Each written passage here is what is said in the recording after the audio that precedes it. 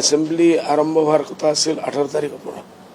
তাৰপিছত হঠাৎ CM সাহেবে এনাউন্স কৰিছে 21 তাৰিখ মোৰ হজৰ যাত্ৰা আগৰ পৰা ঠিক আছিল। 18 তাৰিখ মই যাম আৰু শপত লৈ এদিনে মই ইভিনিঙত বম্বে যাওঁ। তাৰপিছত হজৰ যাত্ৰাৰ প্ৰগ্ৰাম আছে।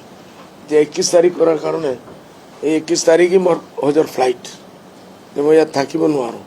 এইটো কাৰণে মই আজি চিঠি দিছোঁ স্পিকাৰক আৰু আপোনালোকৰ মাধ্যমেও, এনে বহুত মানুহৰ ভুল ধাৰণা হৈ যায়।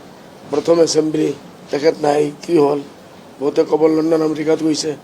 এনেকুৱা নহয়, মই হজ কৰি আছোঁ মক্কা মদিনা পবিত্ৰ। আপোনাৰ কাৰণে, আপোনালোকৰ কাৰণেও, আপোনালোকৰ ফেমিলিসকলৰ কাৰণে মই আন্তৰিক হিচাপে দোৱা কৰিম। শপত অহাৰ পিছত ল'ম, এইটো থাকে, টাইম আছে। এছেম্বলি আৰম্ভ হোৱাৰ কথা আছিল 18 তাৰিখৰ পৰা।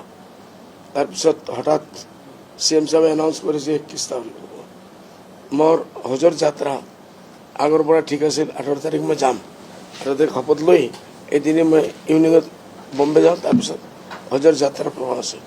এতিয়া 21 তাৰিখ কৰাৰ কাৰণে এই 21 তাৰিখে মোৰ হজৰ ফ্লাইট, মই ইয়াত থাকিব নোৱাৰোঁ। এইটো কাৰণে মই আজি চিঠি দিছোঁ স্পিকাৰক আৰু আপোনালোকৰ মাধ্যমেও, এনে বহুত মানুহৰ ভুল ধাৰণা হৈ যায়। প্ৰথম এছেম্বলি তেখেত নাই, কি হ'ল? বহুতে ক'ব লণ্ডন আমেৰিকাত গৈছে।